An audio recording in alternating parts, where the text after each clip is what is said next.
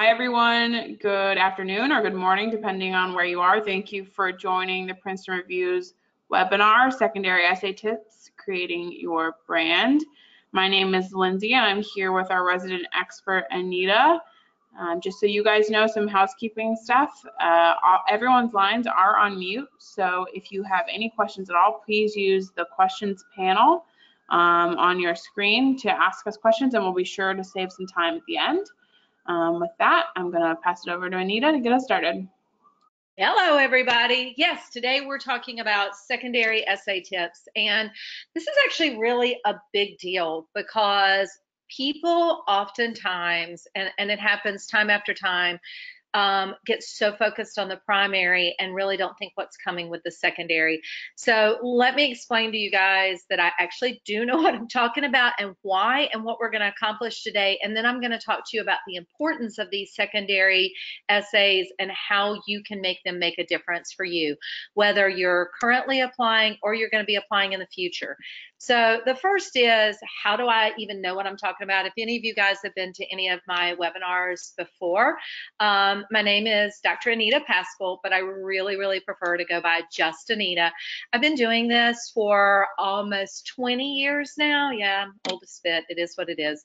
I actually spent 15 years doing health professions advising. I'm an MD by trade. I have an MD and I have 2 PhDs and a master's. And I worked for our World Health Organization for a number of years before going into the academic environment. I worked as an academic advisor at the undergraduate level, and I've also worked directly with 5 medical schools and 2 osteopathic programs, and as a part of that, done reviews, interviewing, committee work, etc. So I've seen it on all sides. I've been the applicant like you are, getting ready to apply or applying, and I know what it's like to get the big envelope that you know you're going somewhere. It's one of the things that I enjoy the most running our health professions advising program here, is because every time one of my students realizes their dream and gets in, it's the same thing. It's like me getting in all over again. But I've been on that other side, and I've made a lot of the mistakes that I see those same mistakes coming through our admissions committees today. So I want to give you some tips. So that's my background. So you do know I actually know what I'm talking about. So today we're going to be talking a little bit about the secondary essays, sort of getting an overview of what's about them, and then giving you some tips for sort of creating your brand. And if any of you guys attended my Facebook Live event on Monday, I said creating your brand actually starts with a very personal self-assessment and a self-reflection. And I think when looking at primary applications and looking at secondary applications, it is what I see over and over and over. People talk the talk, but can't walk the walk, and that walk the walk has to translate into your answers, be it your personal statement, being the way that you reflect your experiences, and more importantly, your secondary and your interview. So I'm going to give you some tips on how I can potentially help you guys with that.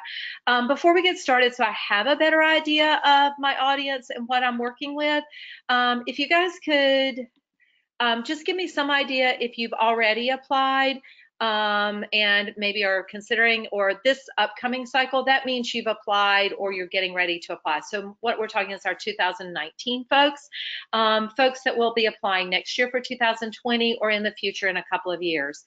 This is excellent. So we've got a nice diversity of everything except people who are applying next application cycle. That's kind of interesting, but it does look like a fair number of you guys, more than 60%, have actually applied this cycle. So you're either waiting to be verified. Oh, actually, let me go to the next slide. You're either waiting to be verified, so the secondaries roll in, or you've already started getting them. One of the rules of thumb I often give to people is, you know, they're thinking about their primary application, and I'll go, how many schools are you guys planning on applying to? And I'll hear, any place that'll take me. I'm probably going to do 40 to 50. I'm going to do 60. And I watch people struggle for months writing their personal statement. I'm so busy, I can't get it done, or trying to get their experiences and to articulate them. And I'm like, okay, you just need to think about any place that will take me. understand, and for any of you guys who have already been verified, you understand that when AMCAS releases your applications to schools, either when they did it at the end of June if you were already verified, or once you've been verified, there is this sudden onslaught of secondary essay requests. And I get lots of students who get so bloody excited because they're like, oh my goodness, I've passed all the screens. The first thing that you need to understand is that currently about 85 to 90% of schools automatically generate secondaries. There's a lot of reasons for that. Every year we see an increase in the number of applicants out there. Every year we see more and more people applying, and more schools are getting 7, 10, 12, 15,000. I worked with 2 schools last year that got 15,000 applications.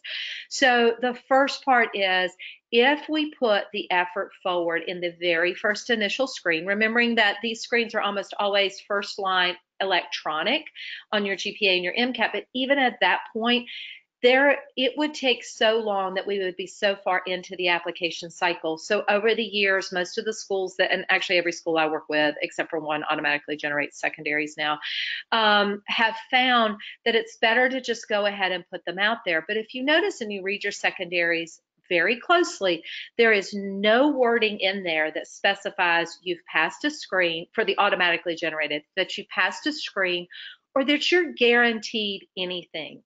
And I will tell you that there are times that you may submit and you may pay your fee, but your secondary may not clear that second screen. It may not be looked at or reviewed. There are 2 aspects of this. One, it helps us crowdsource from the UpGo so that if we do get through those reviews, those secondaries are already ready so we don't delay in time. It also gives us a pool if that initial pool doesn't work out, somebody in the backside. But the other thing is, it's a huge revenue generator.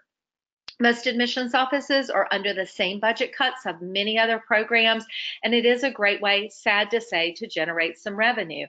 I've worked with a school that automatically generated secondaries. They got 15,000 applications. They got 11,562 back and $150 a secondary.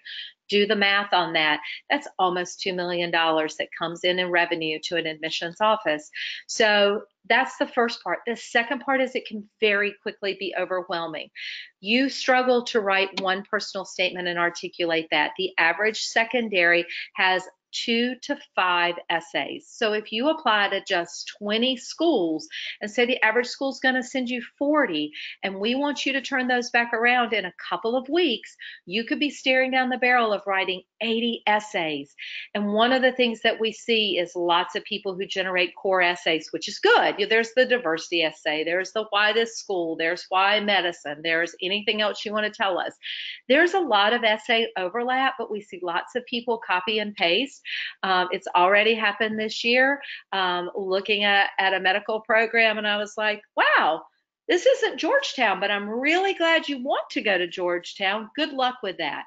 And we understand what happens. There are a lot of copy and paste issues, but I'm going to talk to you about some of the things that trip people up and some of the ways you can make yourself a better applicant. Okay, so secondary essays.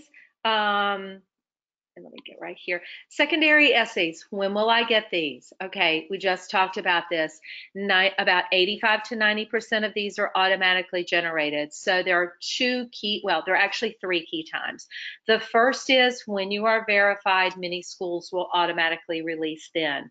There are also a small group of schools that you may not be verified, but when AMCAS made applications available to schools, they realized that you were on their school list, and they may automatically go ahead and send you a secondary or make it available to you. And you may even pull out and not even get verified. And I've got a student right now who went ahead, filled out a secondary because she got it before she was verified, got her MCAT score back, and has decided that she's going to withdraw this year and wait another year. So you've already submitted something and paid the money for something that you never even got verified for. And then the last is those folks who actually do, the schools that choose to send secondaries to selected groups of people. They are by far the minority, probably only about 15% of schools right now. So how much time do I have before returning? So a good rule of thumb is to target, unless the school specifically specifies, and I work with a couple of schools that give a 7 to 10 day turnaround. But for the most part, a general rule of thumb is 2 to 3 weeks within receiving the secondary. Obviously, the sooner the better, but deliver quality. At this current time, when we see automatically generated secondaries, the other rule of thumb is to think about excuse me, is trying to get these returned to the schools by the 2nd to 3rd week of August, no later than that. The reason being is that a large preponderance of the medical schools are in two different things. New residents are just starting and they're turning over their cycle, and this is a big holiday season.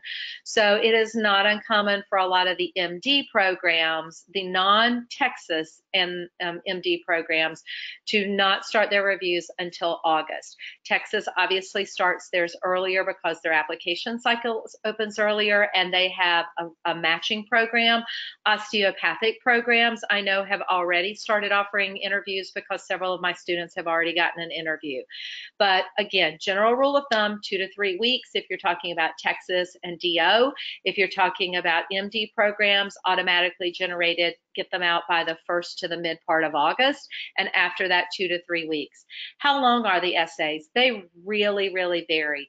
Some schools actually use very small, cursory, 3 to 5 questions. You have to have a reason to justify charging a fee for a secondary application, most common the way.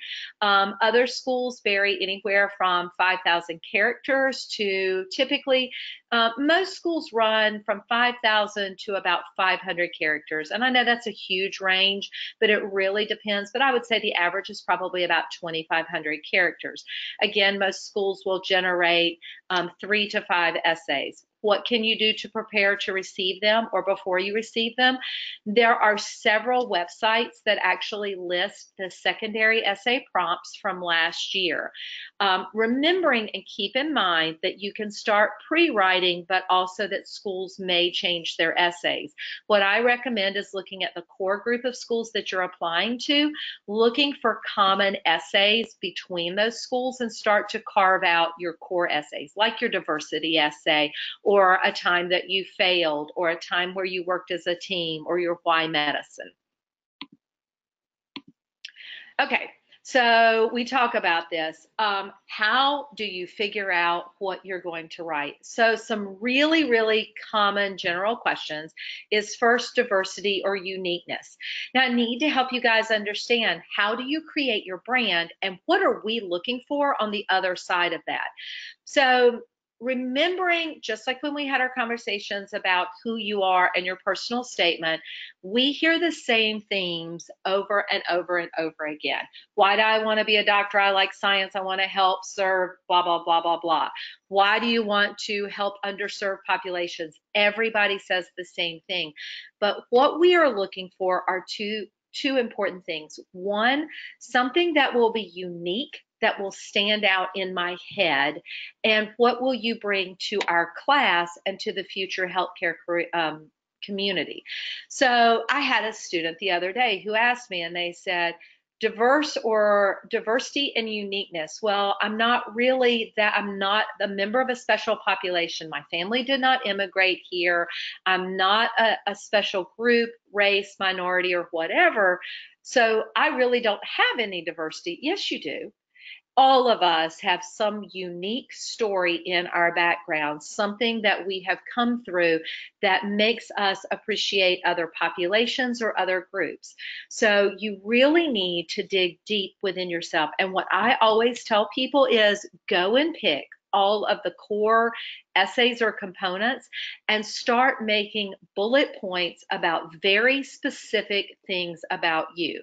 So I'll give you an example. Okay, if it had come to the diversity essay for myself, okay, I was a white female who grew up in just a typical area. But in terms of my background, neither one of my parents went to college. I grew up in a small town of 1,200 people on a farm. I was one of the first people in my family to go to college, so we didn't have a background about that. But more importantly, I grew up on a farm where from when I was 4 years of age, I started priming tobacco with my grandfather because I was short enough to pick the smallest limbs. I really gained a great appreciation for working the land and farming because we raised everything. We raised it, killed it, and slayed it for whatever we were going to consume for our family. My father made sure that I got a job at 13 before it was legally to do, working at the florist near our house. And when I turned 15, I got a job when it was legal for me to get one. I worked 3 jobs to put myself through college. And as a huge part of that, really developed an appreciation of time management. So I was working 30 hours a week, getting my service doing. So you think about things about your journey that will bring diversity or uniqueness to a class, because in that I have an appreciation of small town life. I have an appreciation of, the other thing was, my siblings are 15 and 13 years older than me. So I was kind of like an only child with siblings. Things that will stand out in your reviewer's mind when they're reading it. Why this school? This is one of the reasons when I work with my students and I say, when you're creating a school list, it's what your scores are, what the median scores are, all the particulars, and then to write down 5 to 6 points about why this school. And I always get the questions from my students. They're going to go, well, I picked this school because I thought it would be easier to get into, and I just wanted any place that would take me. And I applied to all the programs because I was hoping to increase my chances. Please don't write that on why this school. We're expecting you to do the legwork. We're expecting you to check the website, the information on the MSAR, etc., to find specifics about that school and how they tailor to unique things about you. I would like to see you demonstrate and specifically name those and how they fit into you and your long-term goals. Personal challenge or moral dilemma. Oh my goodness. I almost laugh at times because I'm very happy for a lot of you guys who have never had any struggles or strife in your life. I had a student yesterday ask me, it says, tell me sometime when you've ever reacted to criticism or failure or had something you had to overcome. And the student said, I've never really failed at anything or had to overcome anything. And I thought, boy, I sure want your life. You can't tell me that you've never messed anything up. You can't tell me that you ever broke curfew or hurt, totally violated your parents' trust. You can't tell me that you've never had a job where you flubbed something up and somebody criticized the way you did it and you learned from it. You've never taken on a program. You really need to think deep within yourself and think what will be unique and will tell a story. And most importantly, we need to see and understand how you grew from it, because you need to step back and think, why the heck is she asking these questions? Why does a med school want to ask this? Because med school is hard and you're going to be challenged. You're going to be stressed. You're going to be overworked. I need to know you have skills with that. You're going to face a multitude of people who are very different from you. I went to an undergraduate school that was very kind of communal. It was very much everybody was in it together. And then I went to graduate programs where it was a much more competitive environment. It was a culture shock for me. I went from a small town to an urban area. It was a culture shock for me. We need to know that you're going to be able to handle. And I'm going to tell you, when you get on the wards and your attending or your resident basically holds you to task and embarrasses you, we need to know that you're not going to crumble and you have the skills there. When we ask for, is there any additional information that you want to share? First of all, I don't want to hear the cry me a river of why you didn't do as well on your MCAT and you didn't put as much time to studying in as you wanted to, because our honest response will be, then why did you apply this year? Why did you not regroup? I don't want to hear why you got a C in organic chemistry when all your other grades were okay, unless there was some major thing in your life, and that major thing in your life probably should have translated into all of your grades. We would like to see any hiccups along the journey, and on the other side of it, this is the place for you. If there is something unique about you, if there is something that did not fit into experiences, personal statements, or your essays, this is your opportunity to put it forth here, something about your background or something that you've done or a hobby or an interest. This is your opportunity to radiate that information in there.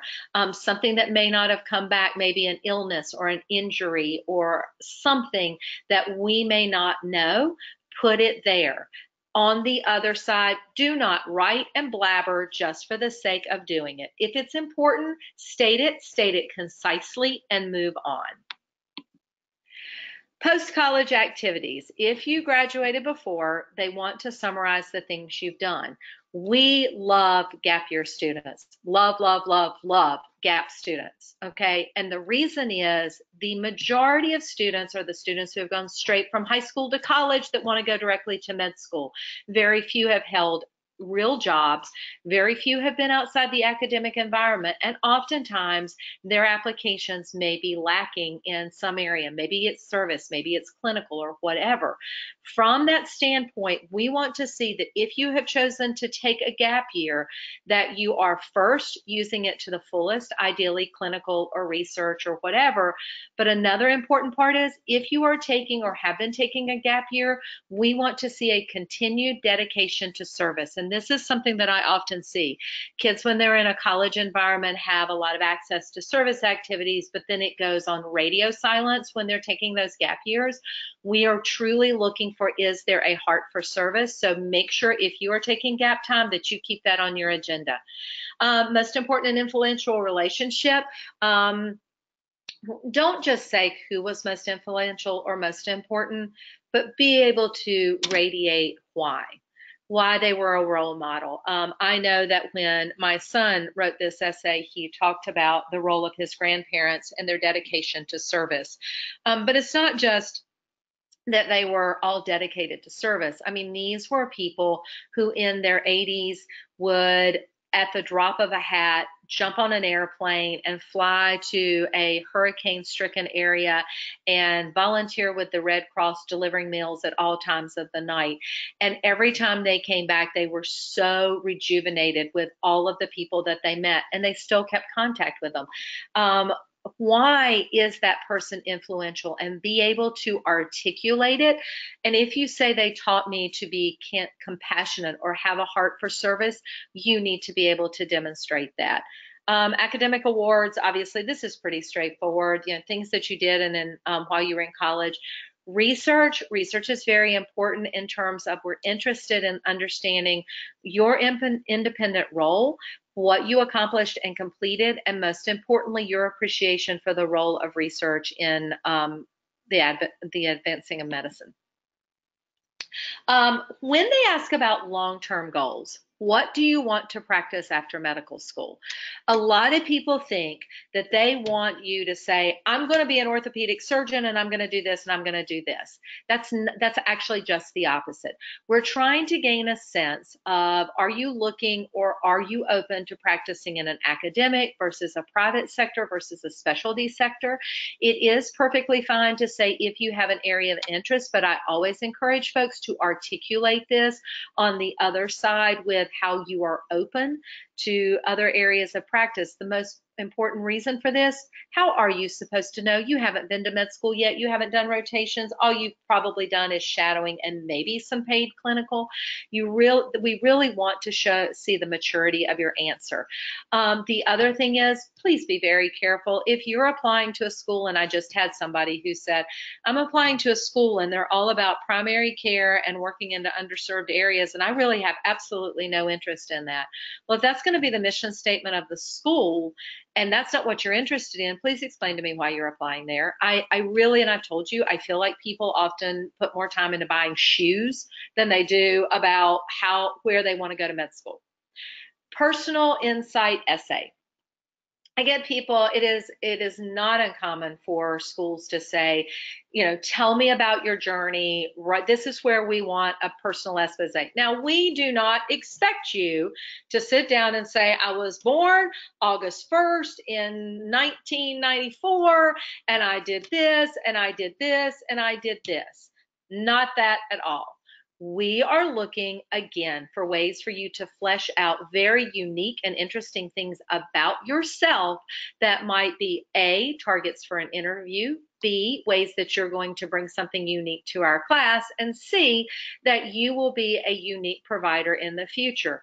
So, one of my students right now is an international student, and so incredibly interesting to listen to her journey about how she grew up overseas, but her parents encouraged her to study in the US.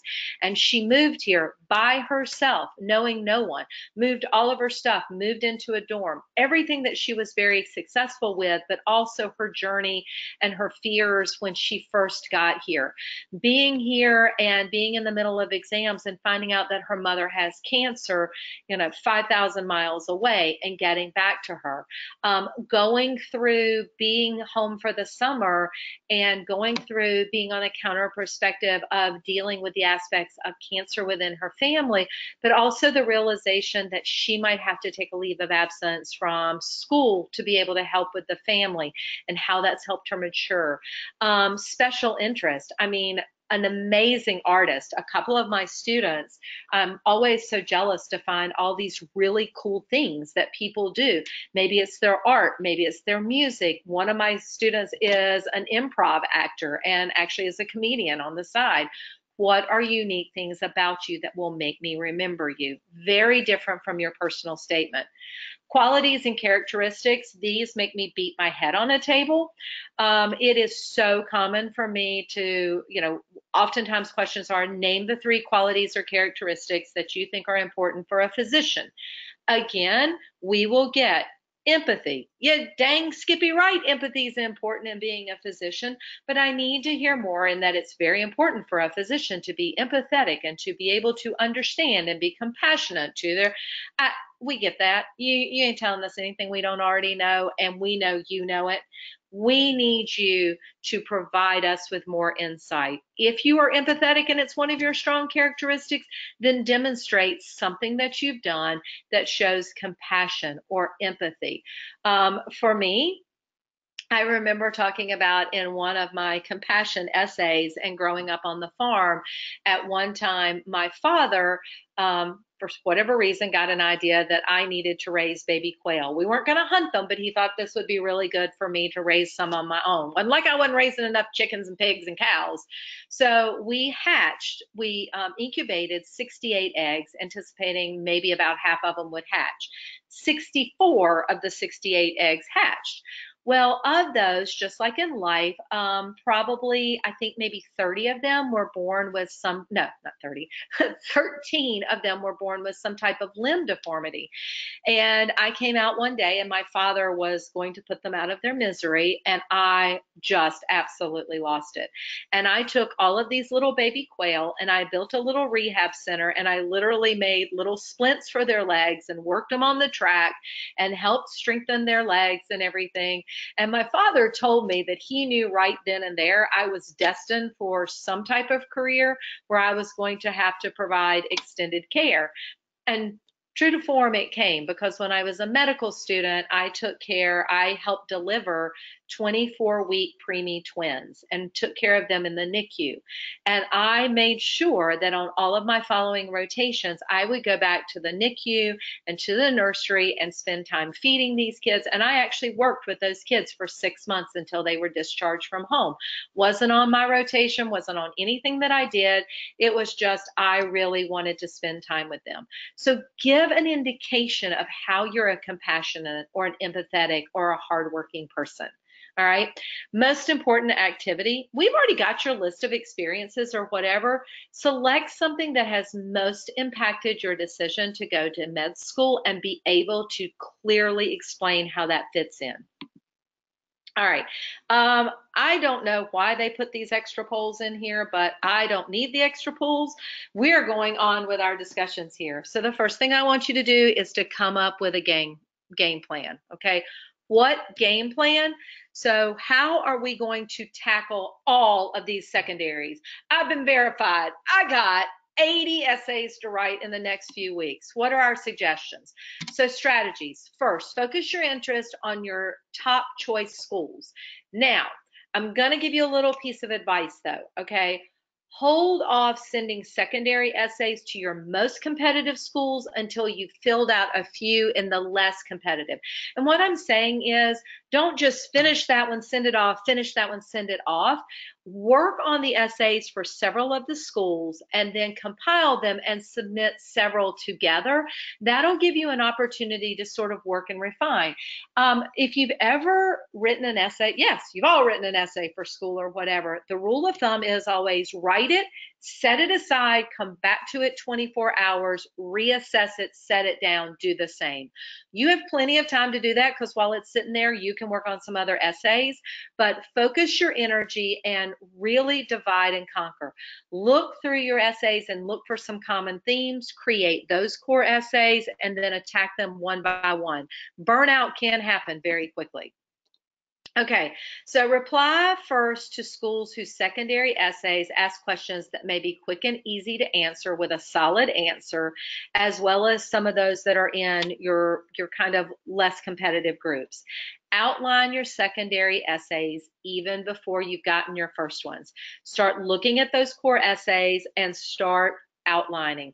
Get very, very frustrated with this. It is not uncommon for students to think they just sit down and word vomit on a paper and off to the races they go. You should always outline, including examples, and then go back and be reflective of, if I did not know me, would I understand what I'm talking about, and does my point get across? Also, please do not use contractions. I have. Also, please watch for correct punctuation, correct spelling, as well as capitalization. I am astounded at how poor some of those skills are. All right, so I'm going to give you 6 tips for writing great secondary essays. We've talked about topics, we've talked about strategies. All right, tips. Read the prompt thoroughly. There are often multiple parts, and make sure that you address all of those parts in your secondary essay. This is one of the most common mistakes I see in reviewing secondaries. I will say, you get an essay that says, tell about a time that you have overcome a challenge. Tell what the challenge was, how it impacted you, how you addressed it, and how you grew from it. And people are just like, bam, this happened, this happened, this happened, I was done. And when we're reading it, we're checking to make sure that you have answered all parts of the question. Not just because we're being picky, but we want to see if you can follow directions. Do any of you guys remember maybe when you were in like the first or the second grade and you got that little quiz and it said, read all your questions first, and then answer, and everybody's off to the races. It's like boom, boom, boom, boom, boom, boom, boom. And the last question says, put your name on this paper and turn it in. And it's not do any of the other things. Why could you read and follow directions? Do not repeat topics. Okay, if you have written something as in your personal statement or written it in experiences, yes, you can talk about it again, but do not copy and paste the same content. We don't want to see something that we already have in our experiences. So if you used an experience in one essay, don't talk about it again in the next essay, or you can be reflective. Even if it applies as well, I don't want to read the same story over and over and over. Okay. Again, outline, outline, outline, please, prior to writing. This helps prevent repetition. It also helps you compile your thoughts. Also, many, many times we will give you more spaces or more ability to write than what our character count specifies. And people think, oh, they didn't catch it, I can put it all in. Oh no, we are trying to see, can you follow instructions? We're also looking to see, can you express your thoughts in a concise, succinct manner? So if I give you a character count, and I had one today and it was 1 letter over a character count, I was like, we can find a way to revise that. Follow directions, stay within your character count. Be clear and concise. If it gives you 5,000 characters, but you say it in 3,000, Hot diggity dog, that's less I gotta read. If it says what you need to say, make it easy to understand, be clear and concise, because in the future, you're gonna be writing on the wards and we expect you to do the same thing. So write enough to answer the topic. Do not worry if you do not use all of the words. All right. Be careful when copying and pasting. We already talked about this. Go back, reread.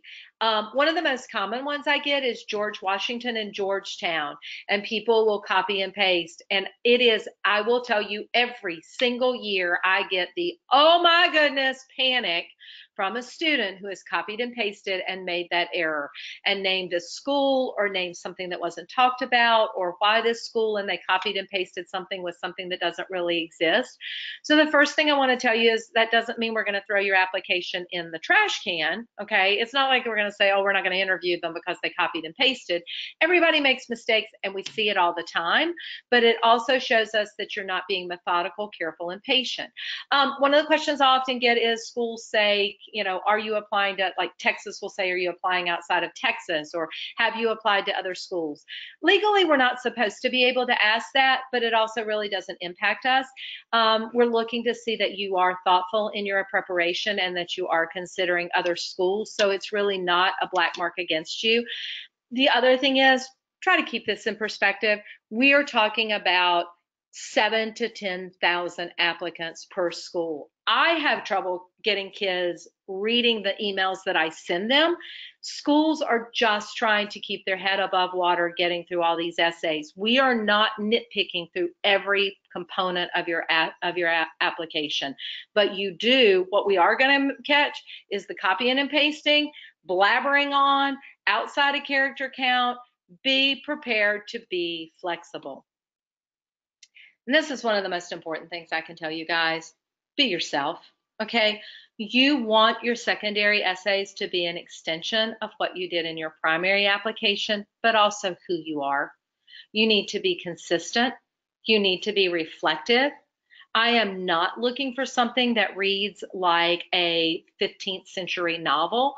I'm not looking for something that reads like Dante's Inferno with all types of flowery words. I swear at times I think people throw up the thesauruses on their essays. Remember, we're reading hundreds of these. Don't make me struggle. Okay, so you want it to be clear, provide the information that you're talking about, but also make it personable. Make me think, gee, that person sounds really cool. I want to talk to them. All right, guys, that takes us through a lot of our topics here. I really would like the opportunity to check one more little bit more information about you guys.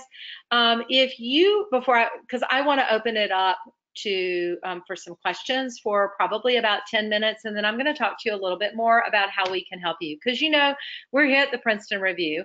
At TPR, we can help with test prep, we can help you if you're struggling with a class and need tutoring, and you can and I'm here as well as my team to help you if you're struggling getting your application out. And if you've already submitted your application, but you need help with secondaries and interview prep, which I will tell you, secondaries and interview are probably more important than your primary were. We also have the ability to help you with that. We have programs that allow you to work directly one-on-one with me or to work with any member of my team.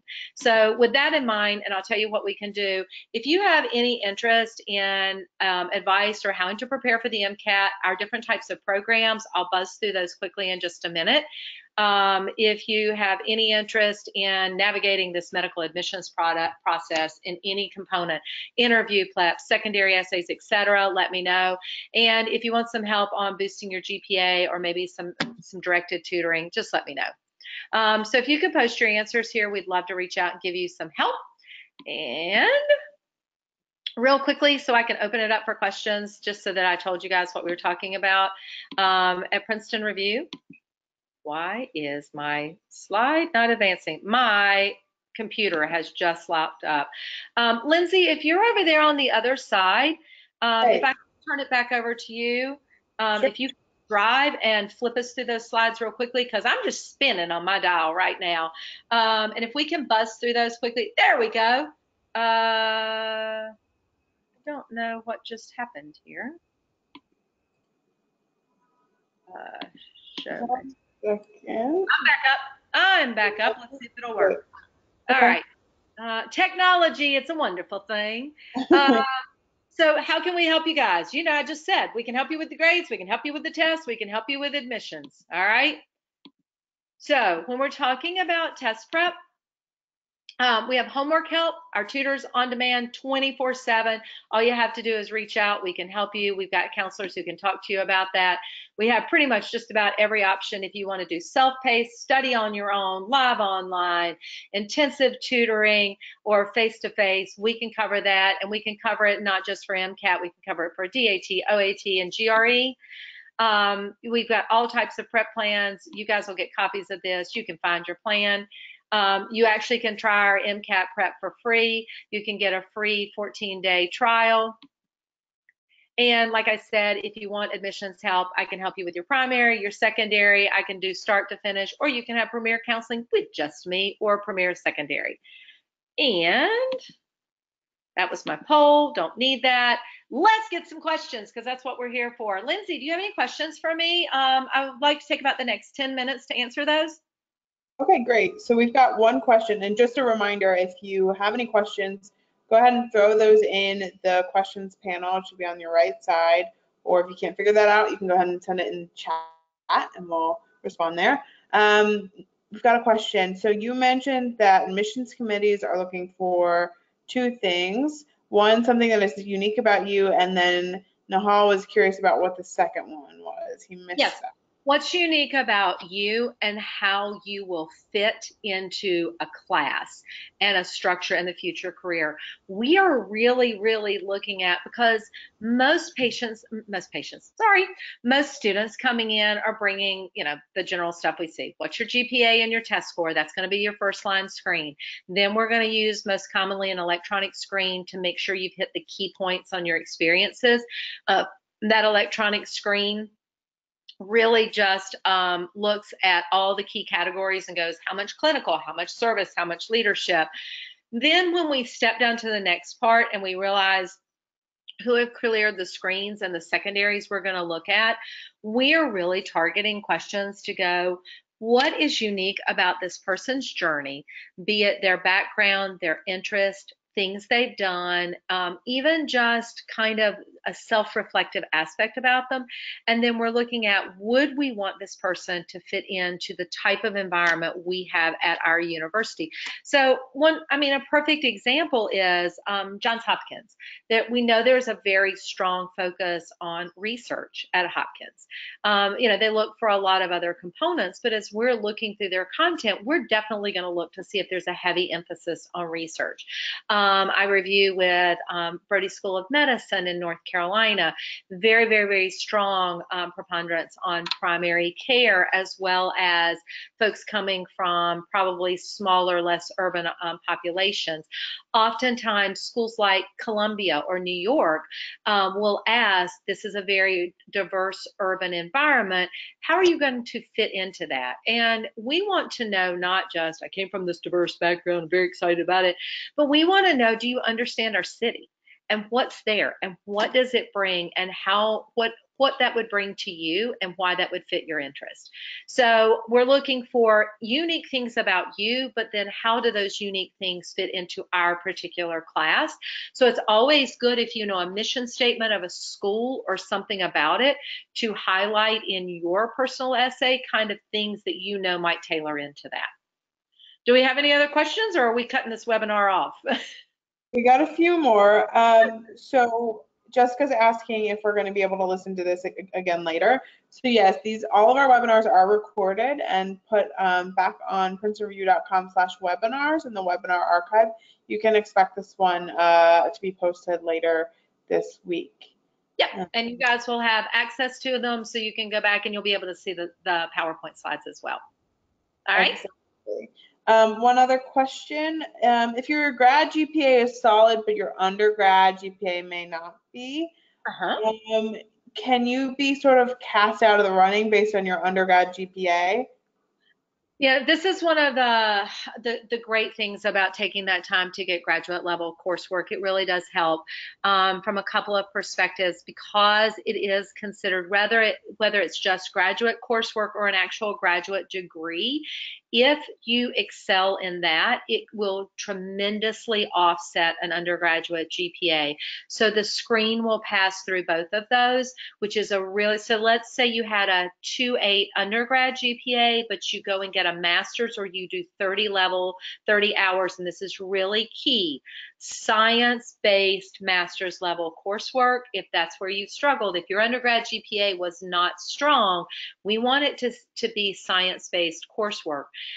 If you, let's say you come out with a 3.7 in that, that will basically trump your undergrad GPA and keep you from being kicked out if your MCAT also parallels that. Another thing is if you have a very strong graduate GPA, it will help offset a slightly lower MCAT score. So let's say, everybody's shooting for a 509, 510, you go back and you get a master's degree and you've got a 4.0 in your master's, but your MCAT is maybe 505, 506, you will be potentially given a little bit more leniency on that MCAT score. Great. And Jonathan's asking sort of on the other hand, if he had a really strong undergrad GPA, but then was in a really competitive grad program and his GPA might be a little bit lower, what would your response be to that? Yeah, and it's this is a struggle. Some of the graduate programs out there, it's really difficult because the graduate programs, several of them that I know of, score these students directly against the medical students. And so oftentimes, even if they do well, they will have a lower course grade. And that can actually really hurt you. So the first thing I say is you definitely should do your homework before enrolling in some of those programs and look at sort of some of those stats. But the other thing is if you have a strong undergrad GPA and this is where we kind of cross the threshold. We are looking to see like a 3.5, maybe a 3.4, but like a 3.45 or a 3.5 or above in a graduate program.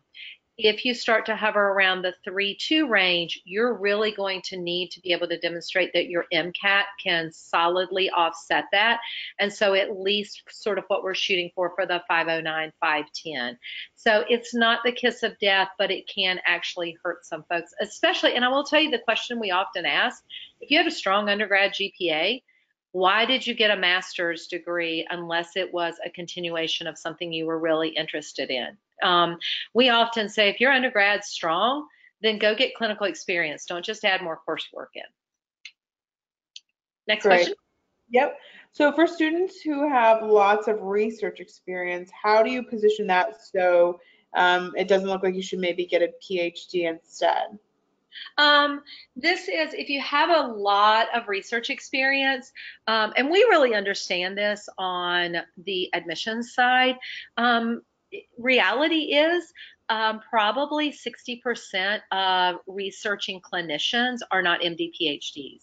They are clinicians who are practicing research as a part of their academic setting. And so one of the things that you want to do is, one, explain why you got the research that you did and how it has bolstered your understanding of medical processes and how they fit into advancements, and then how that has sort of led you to be a stronger candidate in appreciation of the concept of disease and the functioning of disease. One of the things is you also want to highlight how you came about those opportunities.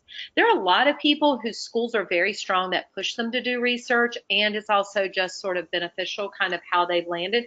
The other thing is maybe at one time you had considered doing a PhD or that route and be able to explain how you transformed from that. Great. Do Princeton review advisors only look at grammar fixes, or do they also review content and No. Grammar is there, but ours is much more a focus on content. Okay, you can put something through spell check and all that other stuff. And yes, we do check it for grammar, but I will tell you our focus is much, much more on the theme, the content, the story. That's what we're trying. That's what we're trying to get across. I can tell you, I did one on Sunday that was a complete rewrite. The content and the information was there. The story did not radiate at all. And so, how you take it and transform it, and that's really our job. It's our job to go on the admissions committee side. And the other thing is, we're reading hundreds of these. So, we have a great reflection of how that essay stacks up against all the other stuff that we're reading. And for me, more importantly, how we view it from the admissions side. Got a few more questions in. Do public health classes count as science? Oh, that is such a tough one. Not really. There are some components of them that will count as science classes. We generally say it's about 50%. If you have a strong interest in public health, we can say, okay, that's great that you chose to get that, but it may not totally offset a lower undergraduate GPA. So generally we say we're looking for pure basic sciences versus, epidemiology or biotech or whatever. Okay. How do you spin a ton of clinical experience but little research? Oh, well, that's fine. That's actually okay. It's the research with no clinical that can be difficult to spin. First of all, you want to make sure that you're not applying to an institution that has a really strong focus on research, because that's kind of the whole aspect of where we go, well, if you're not really interested in research, why are you here?